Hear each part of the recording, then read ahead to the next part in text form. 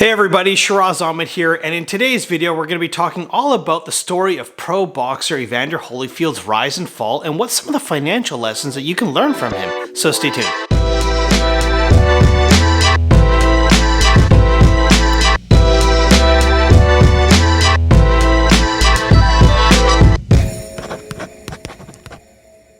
Alright, welcome back everybody. So today we're going to be talking about how you can protect yourself and your money. We've heard all stories about rich and famous celebrities and sports stars who unfortunately for various reasons end up going broke.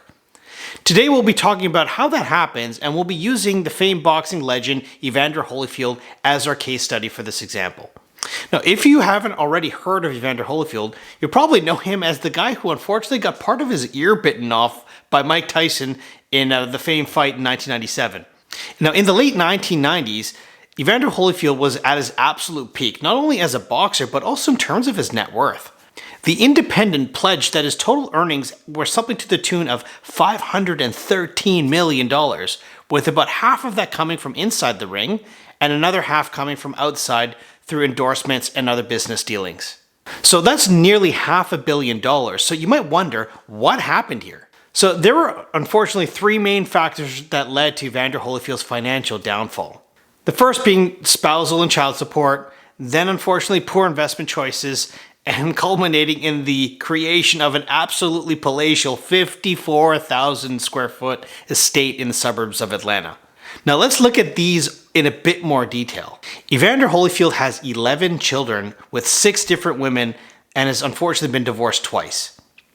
Now in 2012, Holyfield was quoted in saying, "Dealing with all the mothers of my kids, there ain't no winning here, man. There's no winning at all." And judging by the fact that he was sued by one of his own children and threatened with jail time if he didn't pay up, I'd have to agree with him on this one.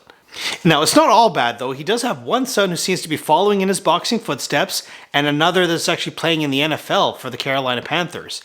And as far as I can tell, neither of them have sued him. So celebrity businesses are nothing new. 50 Cent is known for vitamin water, George Clooney has his own tequila, and these investments have made them a lot of money. Evander Holyfield's investments unfortunately didn't turn out so well. His first foray into the creation of a record label called Real Deal Records, which cost him over $3 million. The biggest investment to lose for him was restaurants, in which he invested in over $10 million. He also unsuccessfully attempted to market products with his own name brand. Items like barbecue sauces, a kitchen grill, and even bizarrely a fire extinguisher. Now I wonder if George Foreman beat him to the kitchen grill idea. From 1994 to 1999, Evander spent to the neighborhood of about $30 million to create a 235-acre estate in suburban Atlanta. The home is still the single largest family home in the state and one of the largest in all of the United States. The home has 109 bedrooms, a 100-seat dining table, as well as pools, bowling alleys, etc.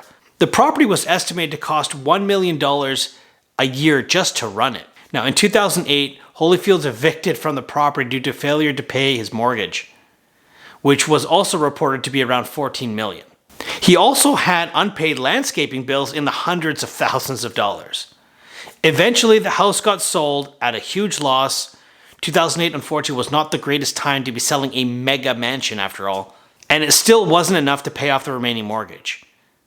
Eventually, the home was purchased for pennies on the dollar by rapper Rick Ross, who still owns the property to this day. Now, you don't need to make $250 million in prize fights to learn some of the lessons in Evander Holyfield's story.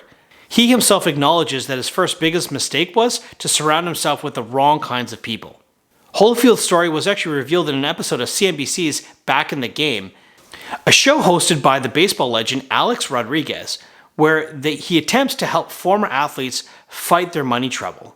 During the interview, Holyfield said, "When you don't have others looking out for you, everybody's taking something for themselves. Man, they were stealing, just stealing." Rodriguez agreed that Holyfield didn't have the right team around him when he was making his millions, and now he has no one in his corner to help reestablish his brand as a blue chip brand. The very first thing he should have done was to employ the right kind of people. When you have this kind of money coming in, there's some things that you have to consider. You need to get advice on related to taxes, investments, contract law, etc. Now, if you don't have this advice, well, you can see what happened in Evander's case. There are things that you can do to protect yourself and your family's wealth. Tools like trusts, insurance policies, wills, powers of attorney. These are all examples of areas in which you'll likely want to consider getting some professional help. Just like in the ring, you want to stay alive, you have to have the right people in your corner, and your financial life is no different. So thank you for sticking around to the end of the video. I try to put out new content every single week, so please make sure that you're subscribed so you don't miss the next one. Also, if you appreciate the content, please consider hitting that like button as well, as it really does help the algorithm and the channel. If you have any specific content requests, or there's any topics, or even anything that you specifically want to hear about, I'll put my contact info at the end of this video. Please feel free to reach out to me directly. Until next time, please stay safe out there, you guys, and bye for now.